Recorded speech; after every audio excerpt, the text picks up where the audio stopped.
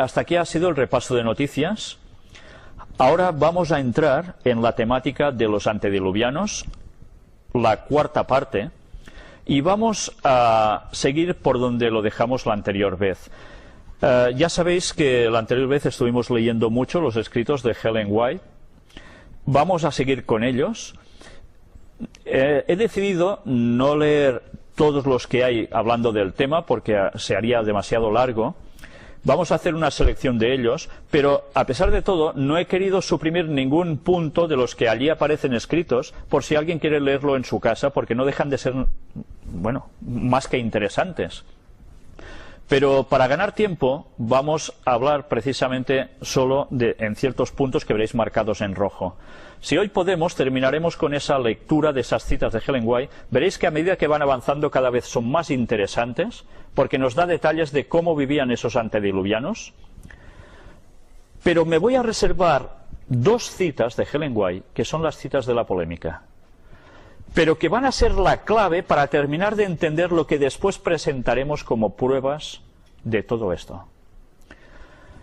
Por lo cual he de pediros paciencia y he de pediros también que tengáis presente que va a haber una continuación de esta conferencia, y quizás no una, sino quizá dos. Hablamos también del arco iris, lo recordáis, ¿verdad? ¿Por qué Dios utilizó el arco iris después del diluvio para poner un pacto entre Dios y el hombre? Hay algo interesante. Hay una imagen que se repite en el Apocalipsis y es la imagen del trono de Dios. Y hay algo que aparece también allí. Apocalipsis 4 del 1 al 3 nos dice: después de esto miré, y he aquí una puerta abierta en el cielo, y la primera voz que oí, como de trompeta, hablando conmigo, dijo: sube acá, y yo te mostraré las cosas que sucederán después de estas cosas. Y al instante yo estaba en el Espíritu, y he aquí un trono establecido en el cielo, y en el trono uno sentado. Y el aspecto del que estaba sentado era semejante a piedra de jaspe y de cornalina, y había alrededor del trono un arco iris, semejante en aspecto a la esmeralda. El trono de Dios está circundado, perdón, no la liemos, por un arco iris, la misma señal del pacto que Dios hizo con el hombre después del diluvio. La imagen nos remonta al pasado de la humanidad y nos sigue diciendo que Dios sigue manteniendo ese pacto para siempre. Curiosamente, no sé si os dais cuenta también una vez más del personaje que está sentado en el trono. ¿Cuántas veces hemos visto la imagen del Papa sentado en un trono, ¿no? Continuamente, y además en un trono blanco, como describen otros textos de Apocalipsis. Siempre imitando a Dios. Por eso es el sistema del anticristo. Se pone en lugar de Dios. Apocalipsis 10.1. Vi descender del cielo a otro ángel fuerte, envuelto en una nube, con el arco iris sobre su cabeza, y su rostro era como el sol, y sus pies como columnas de fuego. Una vez más, el arco iris como pacto y proveniente de algo divino. Pues bien, vamos a pasar ahora a la lectura de esos escritos que dejamos en su momento, y antes vamos a hacer una pequeña pausa.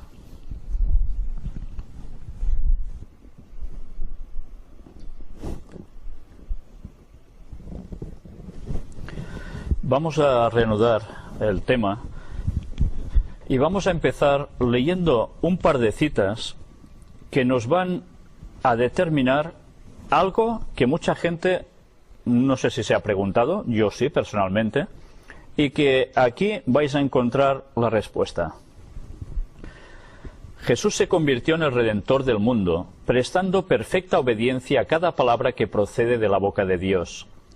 Redimió la desdichada caída de Adán, uniendo la tierra, que había quedado divorciada de Dios por el pecado, con el continente del cielo. No comentó nada. Sigamos con la otra que viene después. Aunque la tierra fue cercenada del continente del cielo y alejada de su comunión, Jesús la ha reunido otra vez con la esfera de gloria. Sí podemos comentar que Jesús, gracias a él, la raza humana puede volver a estar unida con Dios. Pero hay un detalle aquí muy interesante que se repite en las dos citas y que os remito a la nota que aparece en pie de página sobre algo que dice continente del cielo. ¿Qué es continente del cielo? Aquí nos dice, es obvio que la palabra continente se emplea aquí en un sentido más amplio que el que se entiende comúnmente hoy.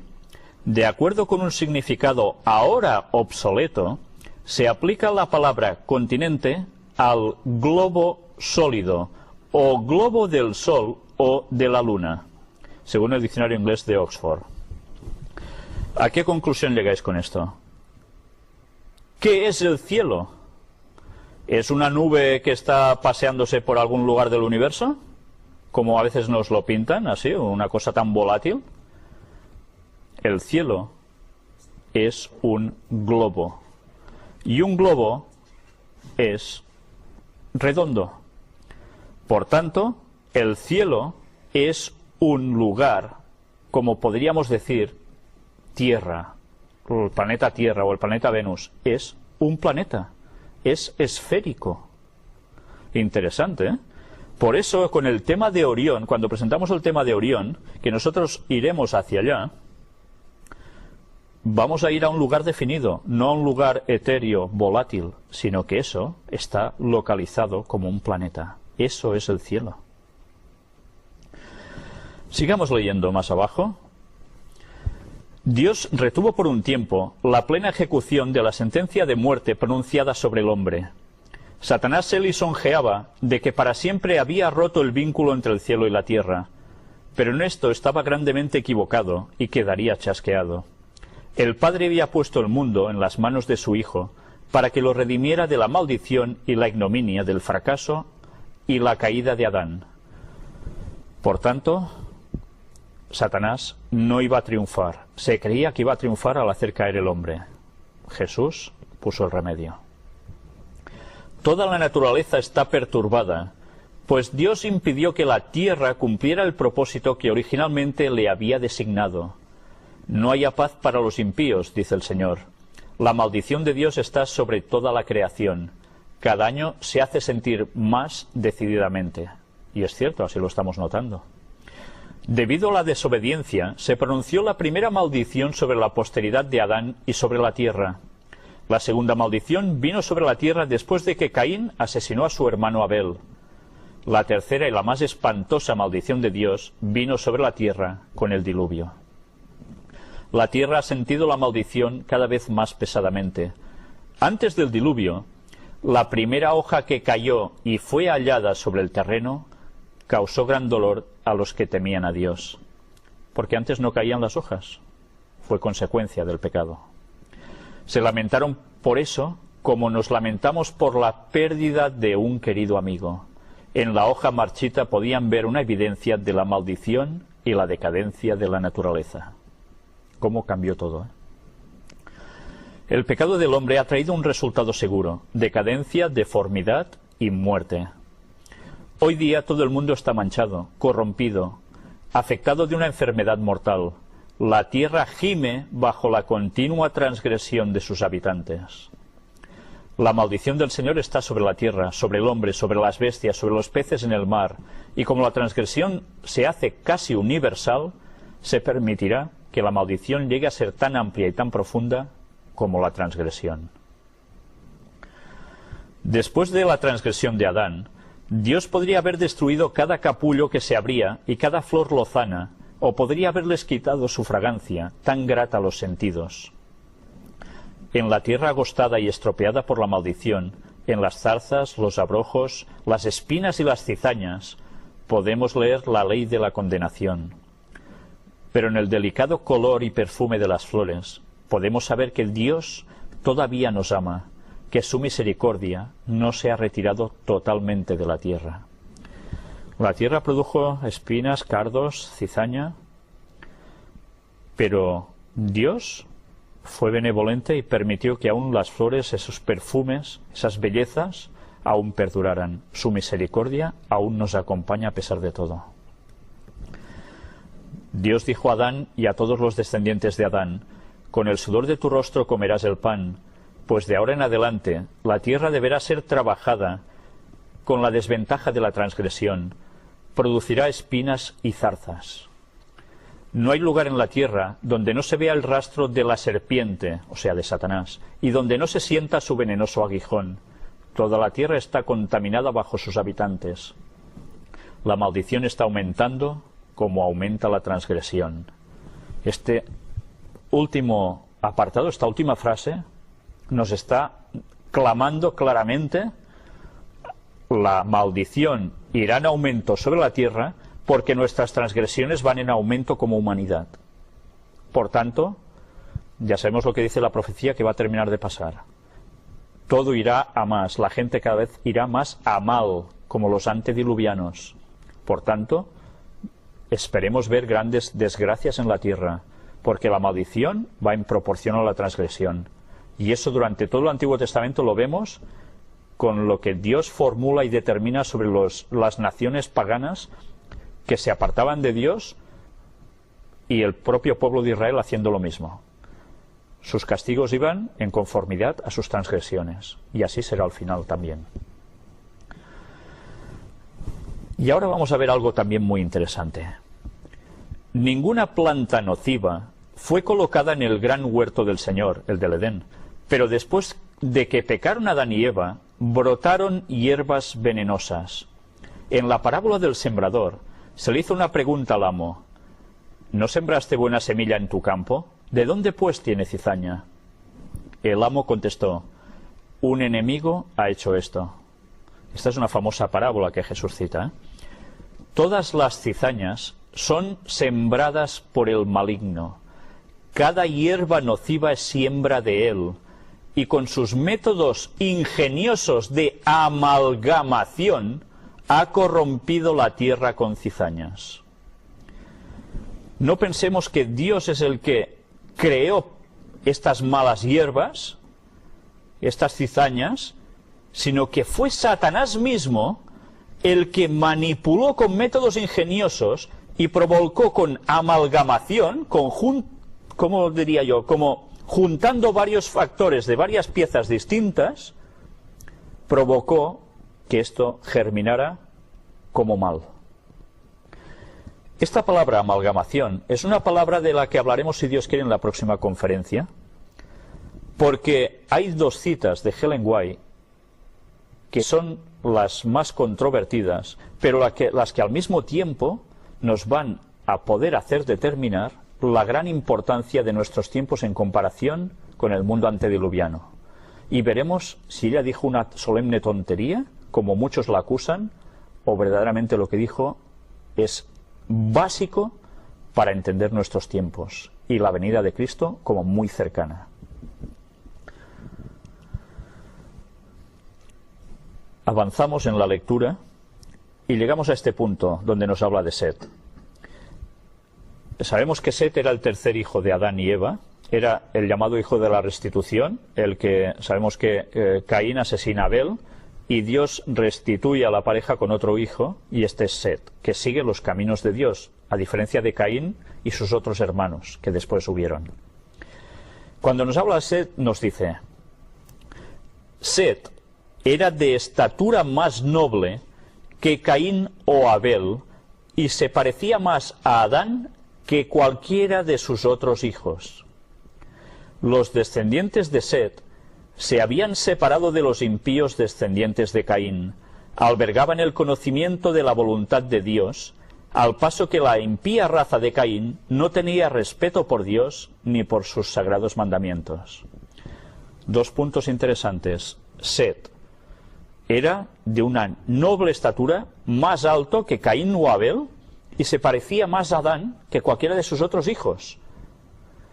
Y sus descendientes fueron los que siguieron a Dios, mientras que los demás se apartaron, hasta que llega el momento en que estos dos pueblos que están separados, que parece que no tienen relación entre ellos, se empiezan a entremezclar. Y eso lo hablamos en esa anterior conferencia sobre los hijos de Dios, las hijas de los hombres, que tanta mala comprensión ha llevado para muchos. Pero ya nos está viniendo a decir aquí algo sobre la estatura. Es interesante porque luego veremos qué estatura tenían estas personas. Y ahora vamos a hablar de Enoc. Enoc no moraba con los impíos. No se estableció en Sodoma pensando salvar a Sodoma. Se ubicó junto con su familia, donde la atmósfera fuera lo más pura posible. De ese lugar, a veces iba a los habitantes del mundo con su mensaje recibido de Dios. Le era penosa cada visita que hacía al mundo. Veía y entendía algo de la lepra del pecado. Después de proclamar su mensaje, siempre llevaba de vuelta consigo hasta su lugar de retiro a los que habían recibido la amonestación. Algunos de ellos llegaron a ser vencedores y murieron antes de que viniera el diluvio. Pero muchos habían vivido por tanto tiempo rodeados por la corruptora influencia del pecado que no podían soportar la rectitud. Esto es sumamente interesante. Este señor, Enoc, no vivía en los lugares concentrados como todo el mundo, vivía más aislado. Y iba a la ciudad, iba a los lugares donde había esta gente a predicar. Si alguno reaccionaba, algunos se iban con él. Y allí seguían un camino de rectitud, a diferencia del resto del populacho que estaba haciendo todo lo malo y que se concentraban, se apiñaban. Unos murieron antes del diluvio, pero como vencedores, serán salvos. Pero muchos otros ya no quisieron estar con él debido precisamente a esa cantidad de tiempo tan grande que habían estado viviendo entre la corrupción. Cuando nosotros se nos insta a ir a vivir al campo, a alejarnos de las ciudades, es por esto mismo. Si no aprendemos la lección del pasado antes del diluvio, vamos a sucumbir de la misma forma en el momento final. Si podemos, no vivamos en las grandes ciudades. Si el ser humano hubiera cooperado con Dios, no hubiera habido adoradores a la manera de Caín. Ya sabéis que Caín ofreció algo en holocausto que no correspondía, ofreció frutas. Eso no lo había pedido Dios. Si hubiera seguido el ejemplo de la obediencia de Abel, la humanidad habría podido cumplir la voluntad de Dios. Podrían haber obedecido su ley, y al obedecer habrían encontrado la salvación. Dios y el universo celestial los habrían ayudado a retener la semejanza divina. Se habría preservado la longevidad y Dios se habría deleitado en la obra de sus manos. Nos está dando aquí unos detalles importantes que hemos ido viendo en las anteriores charlas. Primero de todo, Caín se aparta de la voluntad de Dios porque quiere ofrecer, sí, lo mejor de su huerto, pero que nada tiene que ver con lo que le ha pedido Dios. Su autosuficiencia.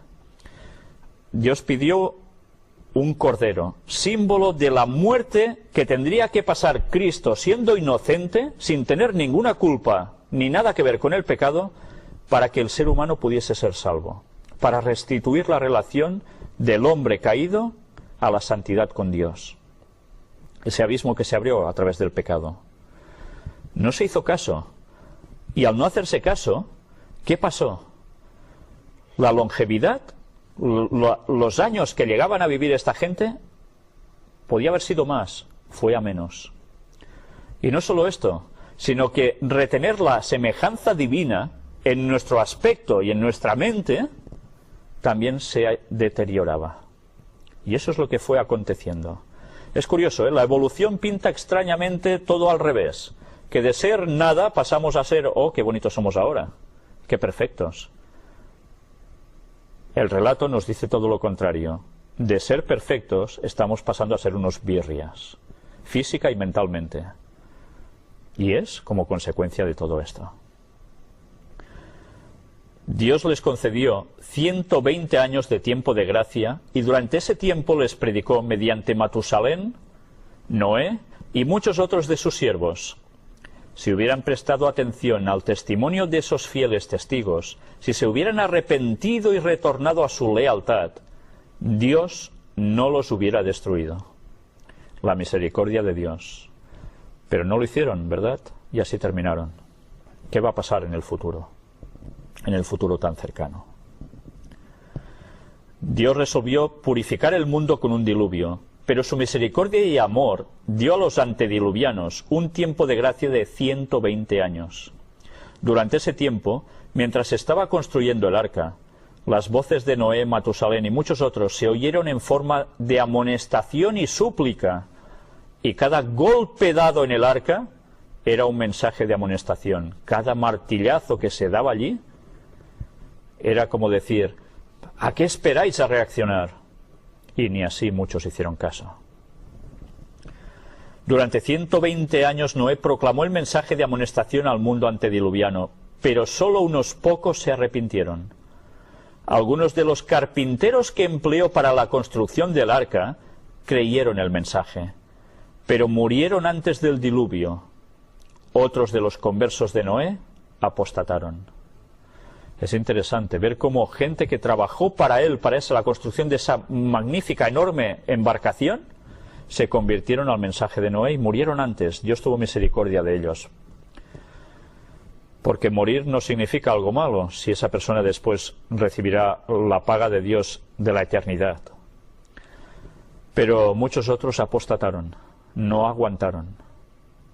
¿Qué está pasando actualmente con el que se dice pueblo de Dios, con la gente que se convierte al Evangelio? ¿Cuántos no llegan a apostatar? Se apartan. Porque la presión del mundo, lo que nos ofrece Satanás, parece tan atrayente, ¿verdad? Pero peor va a ser dentro de poco, cuando el zarandeo vaya mucho más de lo que está ahora, y mucha gente de iglesia, creyentes, dejen de seguir a Dios por todo lo que vendrá. Y estamos hablando especialmente de los guardadores del sábado, que no podrán resistir la presión y cederán por el qué dirán, por, uy, si yo sigo esto voy a ser algo raro, me van a perseguir, me van a... Pues bien, la prueba va a ser muy dura, ya podemos empezar a prepararnos. Aquí se cita Judas 14 y 15, las palabras de Enoc, que hablaba de Jesús en su retorno, en la segunda venida, cuando ya sabemos que Enoc era un antediluviano. Jesús aún no había ni nacido y él ya pregonaba la segunda venida de Jesús. El sermón predicado por Enoc y su traslación al cielo fueron un argumento convincente para todos los que vivían en el tiempo de Enoc. Fueron un argumento que Matusalén y Noé podían usar con poder para mostrar que los justos podían ser trasladados. Todo el mundo sabía que Enoc desapareció, se lo llevó Dios, no vio la muerte. Eso era un símbolo de algo que va a acontecer también al fin del tiempo. La gente que esté viva cuando Cristo regrese y vaya a ser salva, sin ver la muerte serán trasladados. Si pasó una vez, volverá a pasar. Y Matusalén y Noé podían hablar de esto porque la gente lo sabía y no lo podían negar. Los que creyeron cuando Noé comenzó a construir el arca perdieron su fe al asociarse con incrédulos que les despertaron todas las viejas pasiones de diversión y pompa. ¿No estamos viendo ahora lo mismo? ¿Cuántos jóvenes se apartan de la iglesia? ¿Cuántas personas adultas por diversiones, por placeres, por pompas? La historia, como dice Salomón, no hay nada nuevo debajo del sol. Siempre se repite. El hombre tenemos las mismas tendencias de siempre. Y ahora vamos a leer una serie de párrafos que para mí son determinantes para que comprendamos la grandeza de lo que esas personas, de esa civilización, llegó a ser justo en esos tiempos antes del diluvio. Veremos si eran como primates que daban golpes a un hueso y demás. Vamos a verlo.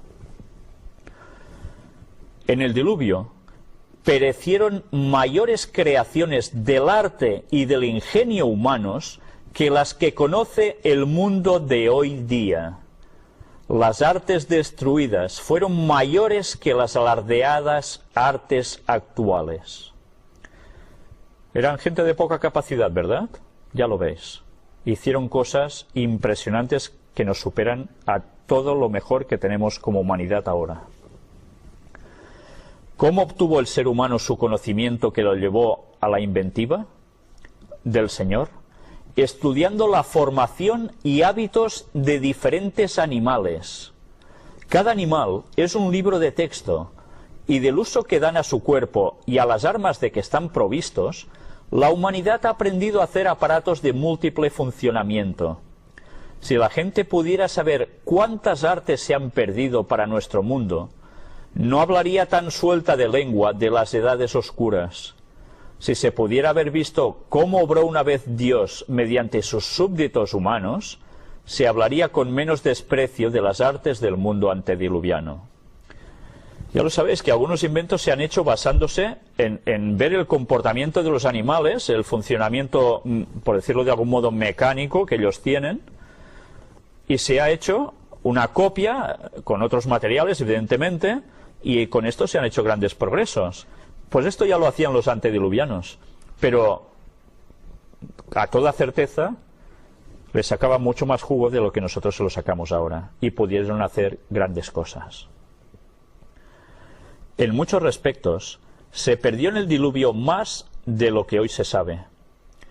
Contemplando el mundo, vio Dios que el intelecto que había dado al ser humano estaba pervertido, que la imaginación de su corazón era continuamente el mal. Dios había dado conocimiento a esos hombres, les había dado ideas valiosas para que pudieran haber llevado a cabo el plan divino. Pero el Señor vio que aquellos para quienes Él tenía el propósito de que poseyeran sabiduría, tacto y juicio, estaban usando cada facultad de la mente para glorificar el yo. Mediante las aguas del diluvio, destruyó esa raza longeva de la tierra, y con ella pereció el conocimiento que sólo habían usado para el mal. Cuando se repobló la tierra, el Señor dio en una medida menor su sabiduría a los hombres, dándoles sólo la capacidad que pudieran necesitar para llevar a cabo su gran plan. Por tanto, no esperemos ser superiores a los antediluvianos, a ser ahora los niños bonitos, los de más conocimiento de todas las épocas, porque Dios ya no da al hombre esa sabiduría. Por un lado no la da, y por otra nosotros mismos colaboramos a no tenerla, porque no nos cuidamos físicamente en la nutrición como Dios quiere, en el descanso, en el ejercicio y en tantas otras cosas más. Y cómo no, además no cultivamos nuestra mente de la forma correcta. Por tanto, ¿cómo podemos esperar ser superiores a todo esto? El verdadero conocimiento ha disminuido con cada generación sucesiva. Dios es infinito, y los primeros habitantes de la tierra recibían sus instrucciones de ese Dios infinito que creó el mundo. No eran deficientes en conocimiento los que lo recibieron directamente de la sabiduría infinita. Dios instruyó a Noé en la manera de hacer aquella inmensa arca para la salvación de él y de su familia. También instruyó a Moisés en la manera de hacer el tabernáculo y los bordados y artesanía que habían de adornar el santuario. Las mujeres efectuaron con gran ingeniosidad los bordados de plata y oro. No faltaron hombres diestros que realizaron la obra de construir el arca, el tabernáculo y los vasos de oro macizo. Ya veis que con esto nos está diciendo que Dios siempre da los dones en el momento oportuno para hacer las cosas que se necesitan. Pero hay que confiar en Él. Dios dio a David un modelo del templo que construyó Salomón. Tan solo se permitió que los diseñadores y artistas más hábiles se ocuparan de la obra. Cada piedra del templo fue preparada para ocupar exactamente su lugar antes de ser llevada al templo, y el templo se erigió sin el sonido del golpe de un hacha o un martillo. No se halla en el mundo un edificio tal en lo que atañe a belleza, riqueza y esplendor. Ahora hay muchos inventos y adelantos, así como máquinas que ahorran esfuerzos que no tuvieron los antiguos. Ellos no las necesitaban. Vaya cita.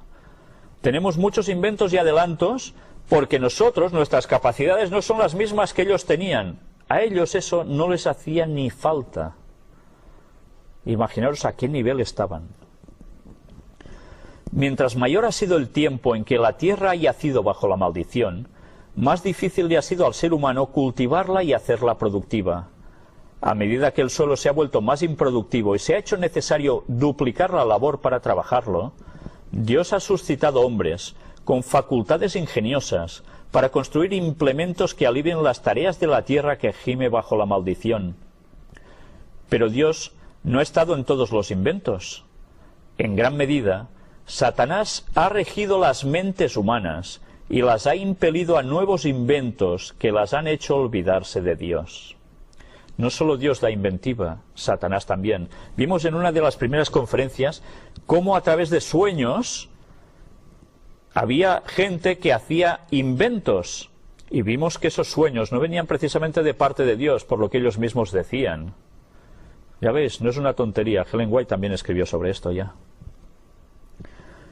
En lo que atañe al vigor del intelecto, los que viven ahora no se pueden comparar con los antiguos. Con los antediluvianos desaparecieron más artes y capacidades que las que posee la generación actual. Los que viven en esta época degenerada no pueden nunca compararse en arte y destreza con el conocimiento que poseyeron los hombres vigorosos que vivían casi hasta los 1000 años de edad, como vimos también en anteriores conferencias. Los antediluvianos vivían muchos centenares de años y cuando tenían 100 años eran considerados jóvenes. Esos longevos tenían mentes sanas en cuerpos sanos. Su fortaleza mental y física era tan grande que la débil generación actual no puede compararse con ellos. Esos antiguos disponían de casi 1000 años para adquirir conocimiento. Entraban en la etapa de plena actividad entre los 60 y 100 años aproximadamente, el tiempo cuando los de mayor longevidad de hoy ya han hecho su parte en el corto lapso de su vida y no están más en actividad.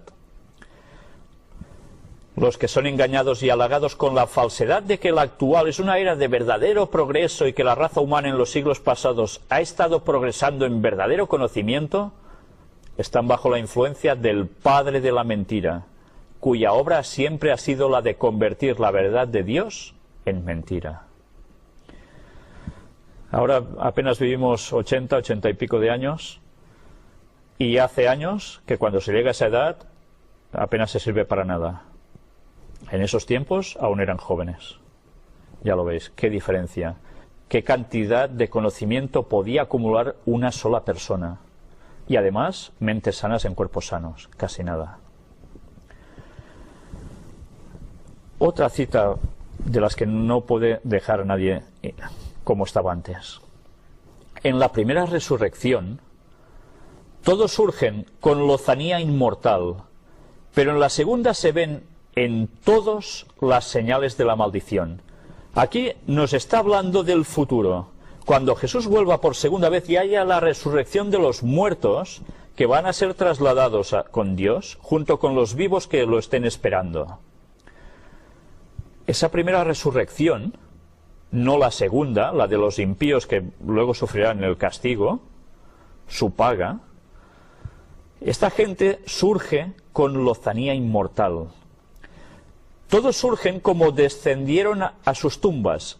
Estos son, ¿quién? Los de la segunda resurrección. Unos resurgen con lozanía y los otros, los que no van a ser salvos, cuando resuciten también para recibir su paga, surgen de la tumba tal como surgieron, como se fueron a ella.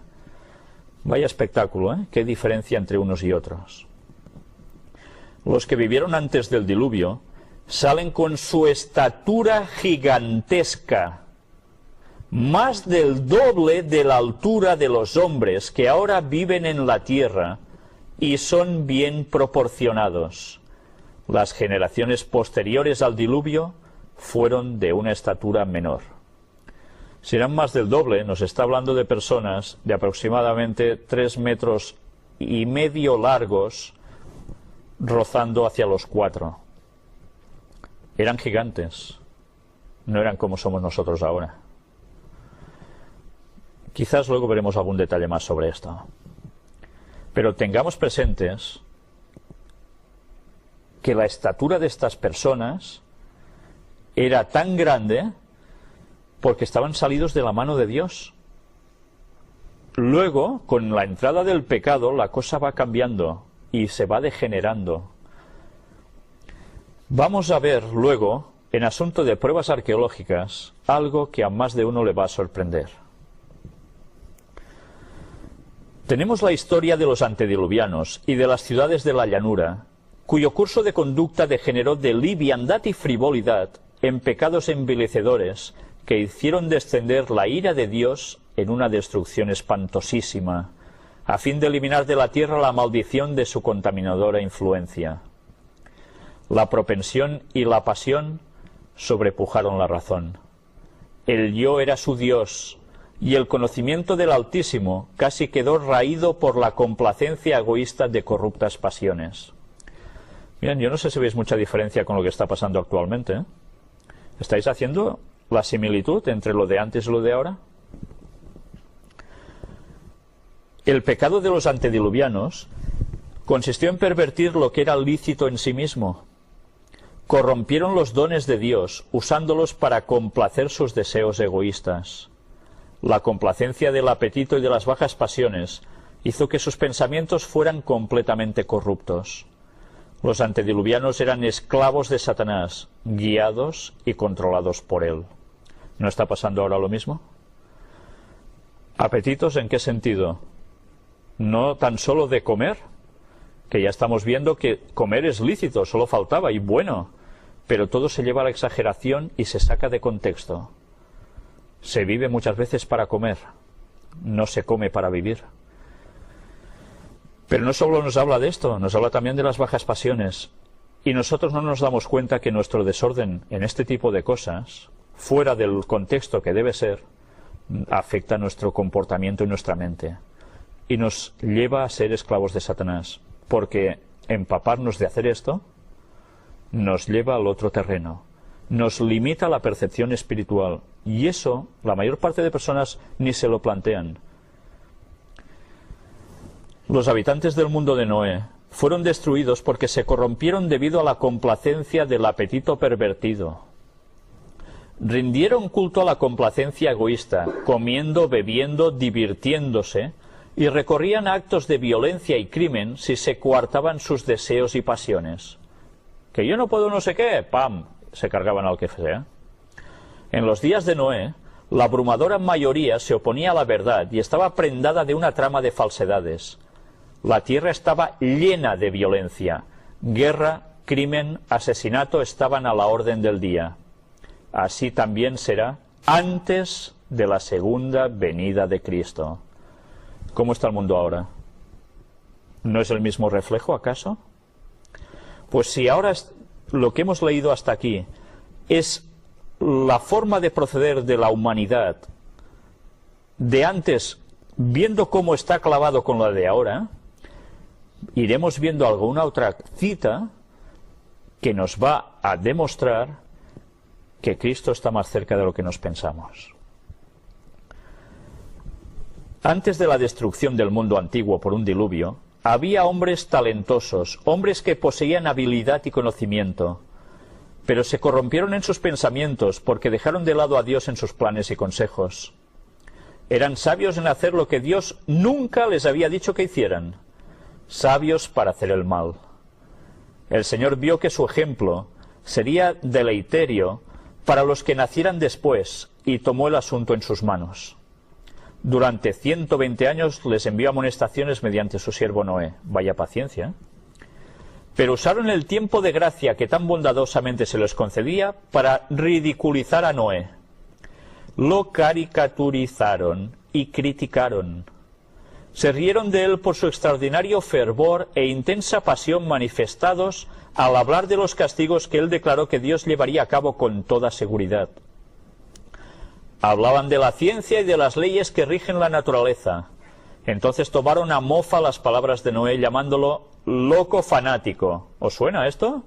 Vosotros proclamad las verdades de Dios y veréis si estas palabritas no os las aplican también hoy en día.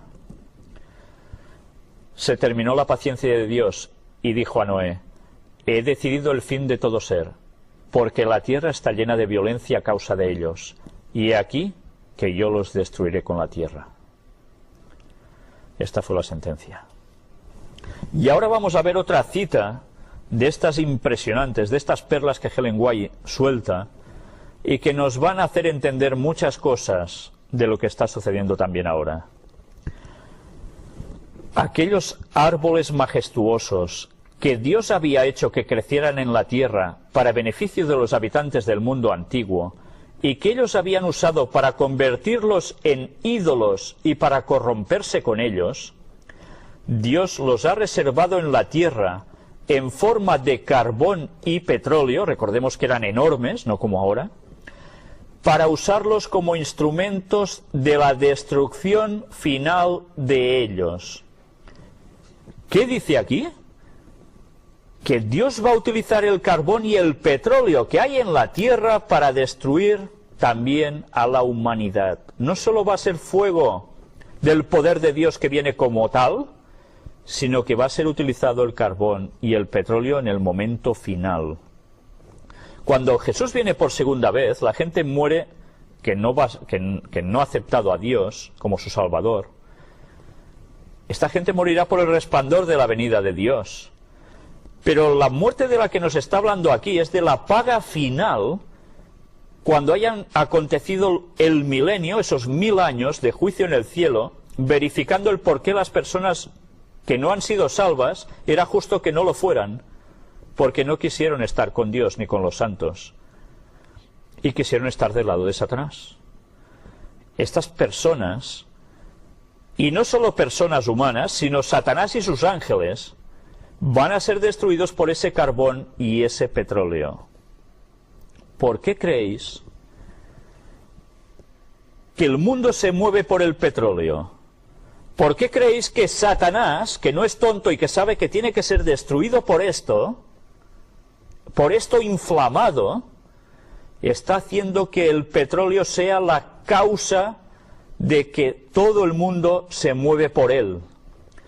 Porque quiere sacar todo el que pueda de allí. Por eso los métodos se van perfeccionando.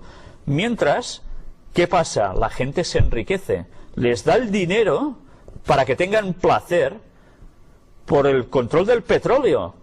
Y él, mientras, lo que pretende es que el petróleo y el carbón se consuman para así no ser aniquilado de esta forma. ¿Entendéis el juego de Satanás? Es realmente impresionante, ¿eh?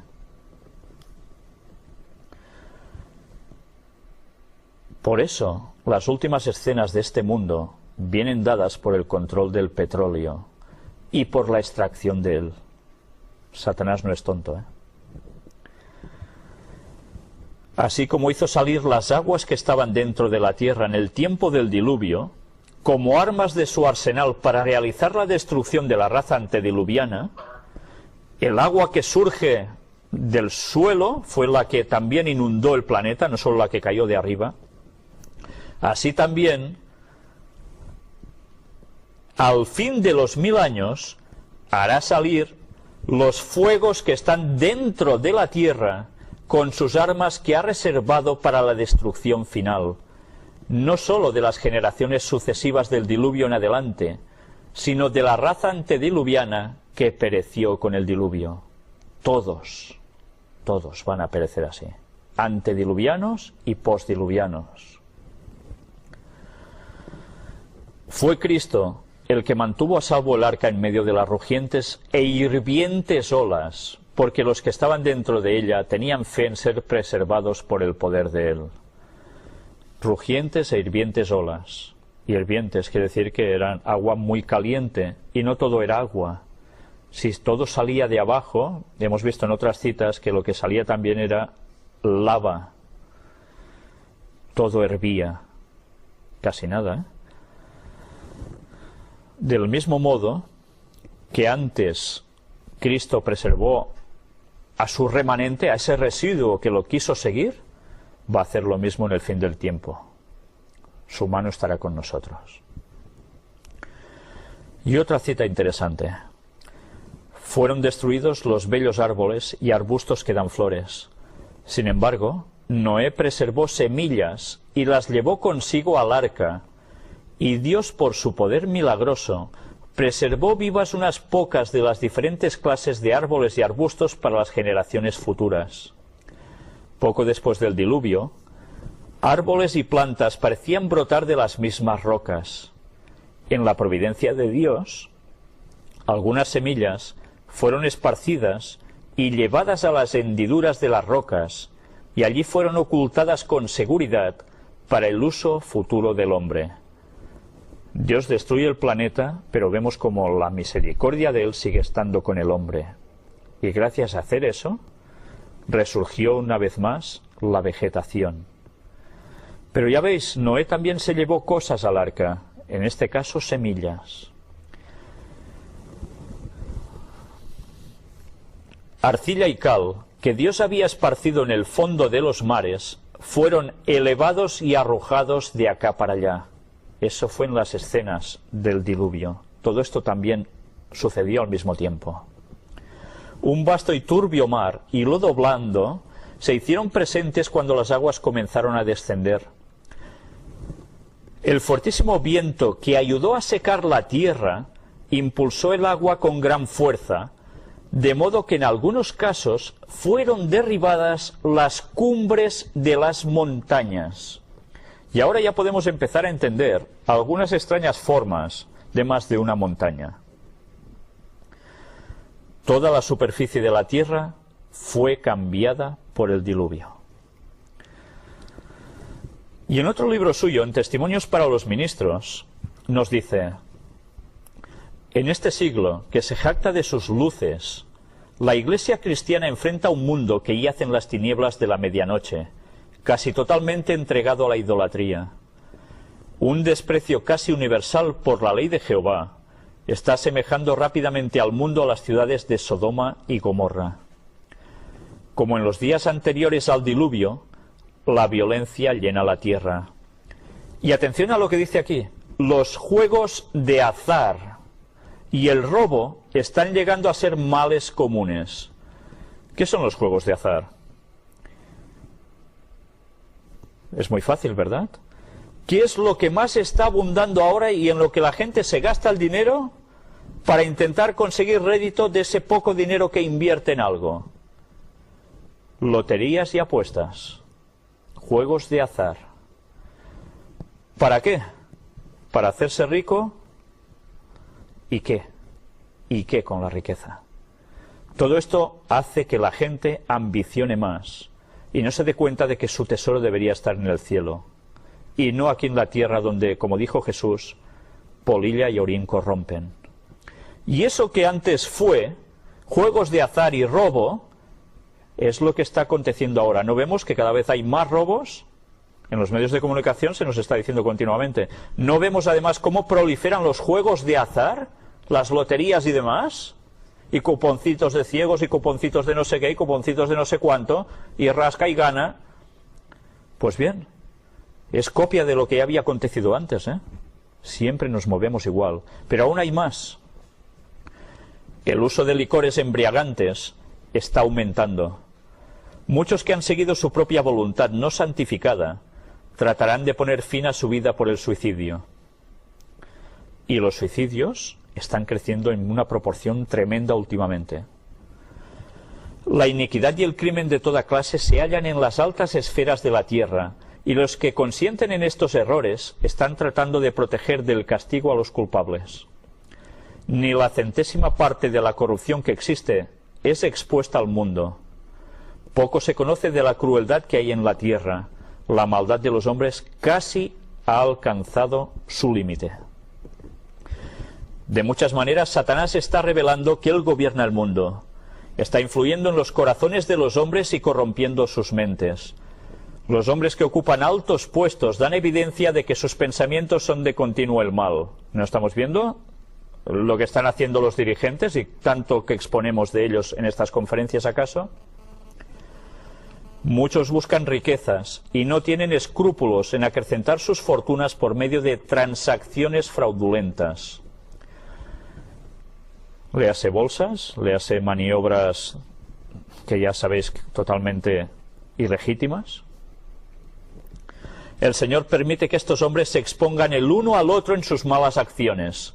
Ya lo veis, ¿qué pasa cuando alguien saca los trapos sucios de otra persona? Lo hunden, ¿verdad? ¿Qué ha pasado últimamente con el del FMI, que mostramos nosotros aquí?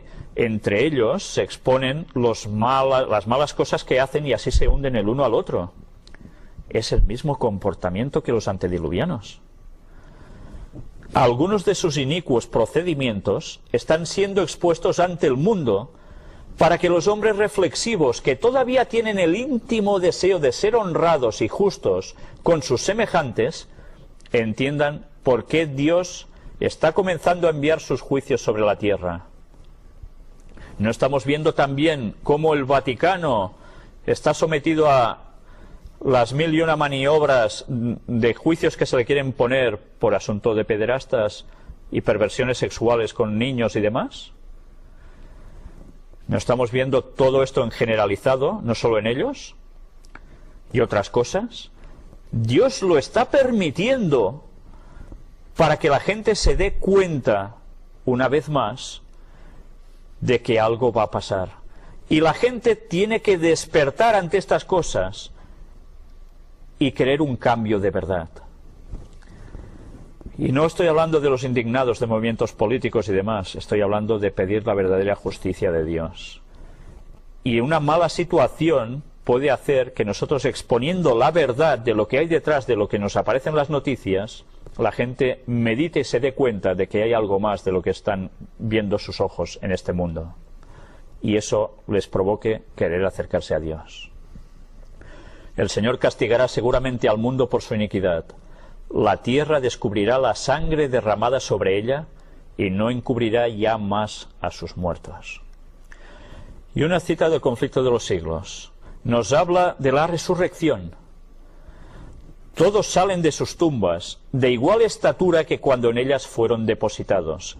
Está hablando de las personas que van a ser salvas. Si yo he muerto con 1,78 m, voy a levantarme de 1,78 m. Si he muerto de 1,50 m, seguiré midiendo 1,50 m. Pero ¿qué pasa?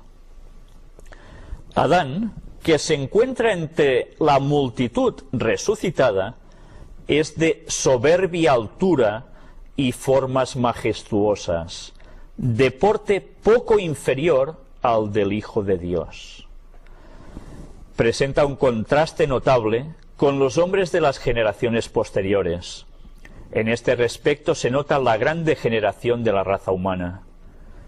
Pero todos se levantan con la lozanía y el vigor de eterna juventud. Podemos ser bajitos o no, pero todos seremos lozanos jóvenes. Al principio, el hombre fue creado a la semejanza de Dios, no solo en carácter, sino también en lo que se refiere a la forma y a la fisonomía. Qué diferencia de la evolución, ¿eh? Como nos lo pinta. El pecado borró e hizo desaparecer casi por completo la imagen divina, pero Cristo vino a restaurar lo que se había malogrado. Él transformará nuestros cuerpos viles y los hará semejantes a la imagen de su cuerpo glorioso. Ya sabéis que cuando Él resucitó, resucitó de un modo distinto a la materia que tuvo cuando estuvo encarnado, como nosotros. La forma mortal y corruptible, desprovista de gracia, manchada en otro tiempo por el pecado, se vuelve perfecta, hermosa e inmortal. Todas las imperfecciones y deformidades quedan en la tumba. Reintegrados en su derecho al árbol de la vida, en el desde tanto tiempo perdido Edén, los redimidos crecerán hasta alcanzar la estatura perfecta de la raza humana en su gloria primitiva. O sea, prepararos a medir casi 4 metros. Las últimas señales de la maldición del pecado serán quitadas, y los fieles discípulos de Cristo aparecerán en la hermosura de Jehová nuestro Dios, reflejando en espíritu, cuerpo y alma la imagen perfecta de su Señor. Oh maravillosa redención, tan descrita y tan esperada, contemplada con anticipación febril, pero jamás enteramente comprendida. ¿No queréis ser así? ¿No anheláis la perfección en todos los sentidos? vivir por la eternidad con cuerpos perfectos, mentes perfectas, siendo la imagen de nuestro Hacedor, y felices por la eternidad de verdad, no como ahora. ¿Vamos a perder la eternidad por las 4 tonterías que Satanás nos ofrece en esta vida? En su libro Maranata, El Señor viene, vamos a ver una cita también bastante interesante. Hay un texto que dice: al que venciere, le daré a comer del árbol de la vida, el cual está en medio del paraíso de Dios. Esto aparece en Apocalipsis 2:7, nos habla del que venciere en esta vida, Cuando todo haya terminado, Dios nos va a dar de comer otra vez de ese árbol de la vida. El huerto del Edén permaneció en la tierra mucho tiempo después que el hombre fuera expulsado de sus agradables senderos. Se cita Génesis 4:16. Durante mucho tiempo después, se le permitió a la raza caída contemplar de lejos el hogar de su inocencia, cuya entrada estaba vedada por los vigilantes ángeles. En la puerta del paraíso, custodiada por querubines, se revelaba la gloria divina. Allí iban Adán y sus hijos a adorar a Dios. Allí renovaban sus votos de obediencia, aquella ley cuya transgresión los había arrojado del Edén. Cuando la ola de iniquidad cubrió el mundo y la maldad de los hombres trajo su destrucción por medio del diluvio, la mano que había plantado el Edén lo quitó de la tierra. Pero en la final restitución, cuando haya un cielo nuevo y una tierra nueva, ha de ser restaurado y más gloriosamente embellecido que al principio. ¿Ya veis dónde iban Adán y Eva cuando fueron expulsados junto con sus hijos? Fueron expulsados del Edén y ellos aún volvían hasta esa puerta para adorar a Dios. Y eso estuvo como testimonio en el mundo durante toda la época antediluviana, y ni así quisieron llegar a aceptar a Dios. ¿Cuántas veces ni la evidencia más evidente hace cambiar a una persona? Porque no quiere cambiar sencillamente, no porque no se dé cuenta de cuál es la verdad. Dios se llevó el jardín del Edén al cielo, justo antes del diluvio, y lo preserva, para luego volverlo a instaurar. Entonces los que hayan guardado los mandamientos de Dios, los 10, incluido el sábado, respirarán llenos de inmortal vigor bajo el árbol de la vida, y al través de las edades sin fin, los habitantes de los mundos sin pecado contemplarán en aquel huerto de delicias un modelo de la perfecta obra de la creación de Dios, incólume de la maldición del pecado, una muestra de lo que toda la tierra hubiera llegado a ser si el hombre hubiera cumplido el glorioso plan de Dios. Ya veis, los otros mundos, los habitantes de otros mundos contemplarán también eso. Hay vida en otras partes. Pero tranquilos, no vienen a vernos aquí. Adán es restaurado a su primitiva soberanía. Transportado de dicha, contempla los árboles que fueron una vez su delicia, los mismos árboles cuyos frutos recogiera en los días de su feliz inocencia. Ve las vides que sus manos cultivaron, las mismas flores que se gozaba en cuidar en otros tiempos. Su espíritu abarca la escena, comprende que este es en verdad el Edén restaurado. Reintegrados en su derecho al árbol de la vida, en el Edén perdido desde hace tanto tiempo, los redimidos crecerán hasta alcanzar la estatura perfecta de la raza humana en su gloria primitiva. Las últimas señales de la maldición del pecado serán quitadas, y los fieles discípulos de Cristo aparecerán en la hermosura de Jehová nuestro Dios. ¿Qué sentirá Adán cuando pueda volver a tener todo esto entre sus manos? ¿Y qué veremos nosotros en todo esto que nos va a dejar tan perplejos y que gracias a ello obtendremos la eternidad?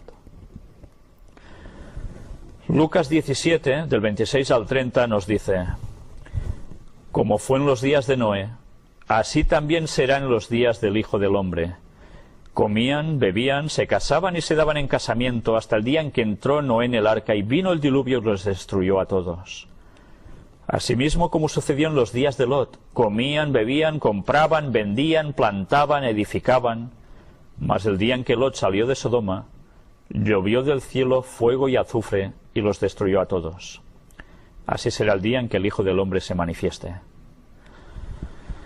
Vimos como evidencias el relato de Ron Wyatt, el arqueólogo, que encontró las pruebas de fuego y azufre en Sodoma y Gomorra, en esas ciudades de la planicie. Esa destrucción no fue un invento bíblico, eso sucedió. Y del mismo modo que sucedió eso, sucedió los pecados que estaban típicos en Sodoma y Gomorra, que es todo lo que aconteció también con el mundo antediluviano. Lo mismo, incluida la sodomía. Pues bien, los mismos tiempos son los de ahora. ¿Qué nos espera? La manifestación del Hijo del Hombre, de Jesucristo volviendo en su gloria. Bien, la conferencia la vamos a terminar aquí por hoy. El próximo día vamos a presentar ya esas citas de Ellen White, que son las que van a marcar la pauta para el resto de las conferencias, y vamos a presentar además pruebas arqueológicas que denotarán que todo lo que el relato bíblico dice en los escritos de Ellen White no son bromas. Creo que os va a encantar lo que vais a ver allí, porque quien no quiera creer después de eso va a pasar lo mismo que en los que veían el huerto del Edén allí. Ni caso, por más evidencias que vean. Pero tened claro que muchas de las pruebas arqueológicas que aquí aparecen van a ser extraídas de arqueología, de libros que los muestran, de fotografías que se hicieron y que curiosamente, no sé por qué, no se dan a conocer públicamente de modo masivo. ¿Por qué será? Pues bien, aquí tenéis la página donde podéis encontrar siempre todas las conferencias del Gran Engaño, tanto en WordPress como en YouTube. Y aquí tenéis la página de las suscripciones a nuestro canal, donde vamos a seguir enviando boletines con las conferencias, normalmente una por semana, algunas más, a veces menos, depende como podamos, pero que está preparada para que la podáis enviar a más personas y así difundir el mensaje de la verdad presente para este tiempo final. Pues bien, vamos a dejarlo aquí y os doy las gracias por vuestra asistencia y os remito a la próxima conferencia donde, si Dios quiere, vamos a presentar grandes cosas.